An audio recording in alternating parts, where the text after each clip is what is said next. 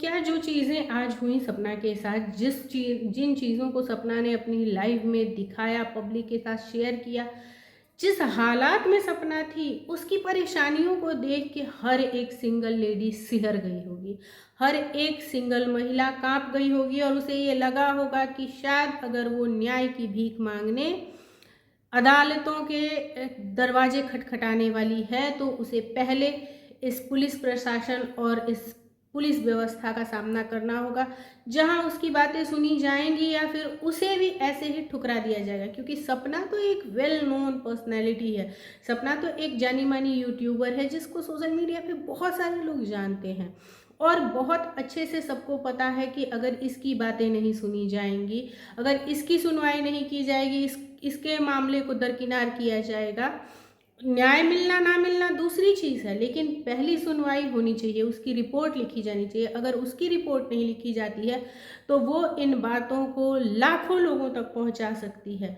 तो अगर उसके साथ ऐसा हो सकता है तो क्या होगा एक आम महिला का, आप सोच सकते हो क्या होगा एक आम महिला का जो अपनी फरियाद लेके और कचहरियों के थानों के चक्कर काटती होगी। क्या होता होगा एक आम महिला का हाल।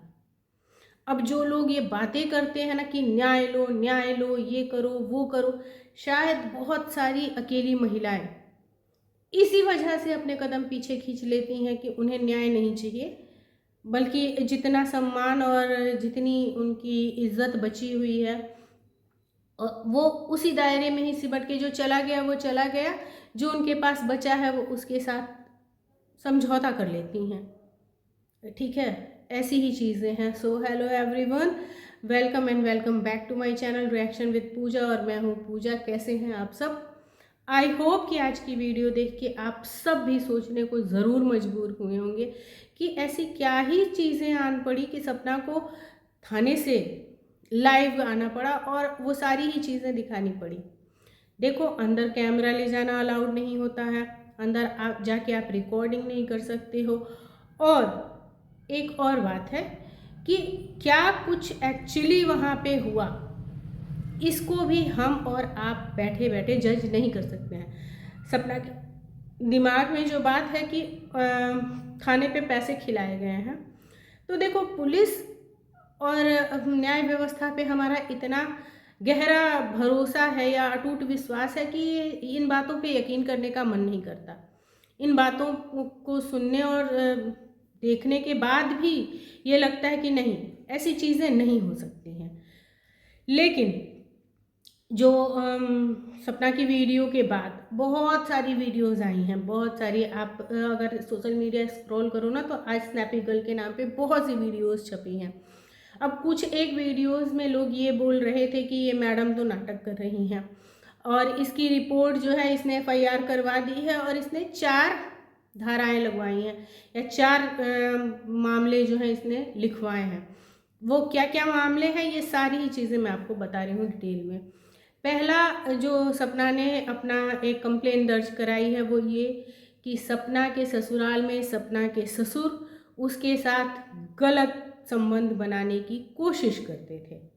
ये मैं बता रही हूँ जहाँ से मुझे चीज़ें पता चली हैं, जहाँ मैंने इस तरीके की वीडियो या इस तरीके की लाइव देखी है। वो उन मैडम का ये कहना था कि मैंने अभी वहाँ के जो पुलिस के कोई अधिकारी हैं उनसे मैंने बात करी है और उन्होंने कहा कि नहीं नहीं, उसकी तो कॉपी मेरे सामने रखी हुई है, उसकी कंप्लेंट दर्ज कर ली गई है। तो शायद ये लाइव आने के बाद की बात हो कि लाइव आने के बाद उसकी बातों को रिकॉर्ड किया गया हो, उसकी या उसकी कंप्लेंट जो है वो दर्ज की गई हो। तो फिलहाल के न्यूज़ के हिसाब से सपना की कंप्लेंट दर्ज कर ली गई है।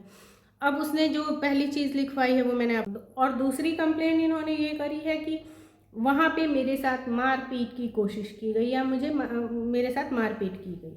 तीसरी कंप्लेंट ये लिखी गई है कि जो इनके स्वर्गीय पति हैं यानी कि राजवीर जी के डेथ सर्टिफिकेट में एज अ वाइफ सपना का नाम नहीं है, जो कि सच में गलत है।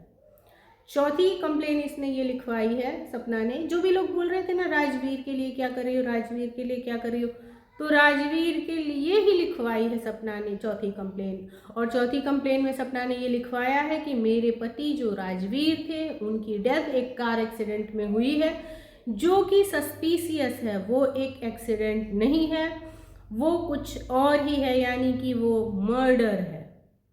तो ऐसा लिखवाया है सपना ने। अब हम बात करते हैं कि फिर जब ये सारी ही कंप्लेन सपना ने लिखवा ली थी, उसके बाद सपना को ऐसी क्या ही दिक्कत आन पड़ी कि सपना गुस्सा हुई या सपना ने लाइफ में वो सारी चीज़ें की। तो जब सपना कंप्लेन लिखवा रही थी तो सपना ने एक कंप्लेन ये लिखवाई कि जो मेरे हस्बैंड की डेथ सर्टिफिकेट बनी थी उसमें वाइफ की जगह पे मेरा नाम नहीं लिखवाया गया, कहीं पे भी मेरा नाम नहीं लिखवाया गया है। तो उन्होंने ये कहा कि आपको शायद इसके लिए किसी और दफ्तर जाने की ज़रूरत पड़ेगी। लेकिन जैसा कि सपना ने अपनी वीडियो में बताया कि उनकी भाषा ये थी कि डेथ सर्टिफिकेट तुम्हारा, तब तुम कहाँ थी? तब तो तुम सोशल मीडिया पे वीडियोस बना रही थी जब तुम्हारा पति मरा था। तो अगर इस तरह की भाषा का, इस तरह की बात का प्रयोग किया गया है तो ये बहुत ही गलत बात है भाई। देखो, कोई भी महिला जो है ना, अगर वो थानों के चक्कर लगाती है तो बड़ी मजबूरी में लगा रही है, बहुत ही मजबूरी में। और ऐसे में उसको ये बातें कहना जिसका पति नहीं है थोड़ा अजीब लगता है और थोड़ा बुरा ज़रूर लग सकता है। लेकिन फ़िलहाल सपना की कंप्लेन शायद से लिख ली गई है और सपना की कंप्लेन हो चुकी है। सपना जो भी कंप्लेंट्स अपनी लेके गई थी उन कंप्लेंट्स को लिख लिया गया। सिर्फ यही एक बात, जो एक चीज़ की कंप्लेन थी वो नहीं लिखी गई है और उसमें सुधार करने को जो डिपार्टमेंट है जहाँ से कि इस चीज़ की सुधार की जा सकती है या करवाई जा सकती है, उस डिपार्टमेंट में रेफ़र किया गया है कि आप वहाँ जाओ और आप वहाँ जाके और इस चीज़ को मेंशन कराओ कि वाइफ की जगह पे आपका नाम नहीं लिखा गया है, ये गलती हुई है डेथ सर्टिफिकेट में और उसको सुधार करवा के अपना नाम लिखवा लो। अगर ऐसा किया गया है तो एक अच्छी सजेशन दी गई है। लेकिन एक अच्छी सजेशन भी अगर एक गलत वे ऑफ टॉक से दी जाए या एक गलत भाषा में दी जाए तो इसकी उम्मीद हम नहीं करते हैं। बाकी सपना जिस भी तरीके से अपनी लड़ाई लड़ रही है, आप उसका साथ दीजिए, आप उसे सहयोग करिए, आप उसे हौसला दीजिए, हिम्मत दीजिए, ना कि इन औरतों की तरह। मैं सच बता रही हूँ, कुछ ऐसी औरतें हैं यूट्यूब पे जो औरत हो के औरत की सबसे बड़ी दुश्मन कहलाने की हकदार हैं, जो औरत हो के औरत की दुश्मन का टैग लेने की हकदार हैं। और ऐसी औरतों की घोर निंदा करती हूँ मैं। इन औरतों को औरत कहलाने का ही हक नहीं है। तुम्हें दिखता नहीं कि सपना कितनी परेशान है? तुम्हें उसके आंसू नहीं दिखते? आज लाइव के बाद भी लोग उसे ड्रामेबाज कह रहे हैं। तुम्हें उसके आंसू नहीं दिखे? तुम्हें उसकी फटहाल स्थिति नहीं दिखी? वो करोड़ों कमाती है, लेकिन उसकी कंडीशन आप देखे होते आज कि वो किस कंडीशन में थी, वो कैसे फपक फपक के रो रही थी।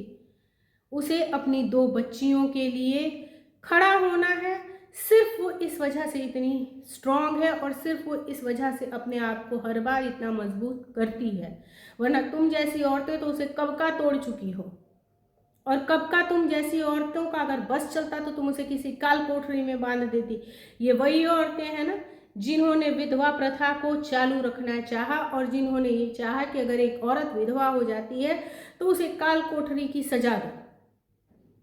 ये ऐसी ही औरतें हैं यूट्यूब पे। इनकी घोर निंदा होनी चाहिए। इनकी वीडियोस मत देखो आप, जो एक औरत होके औरत को प्रताड़ित करने पे लगी हैं। चलिए फ्रेंड्स, हम मिलते हैं नेक्स्ट वीडियो में। Till then take care.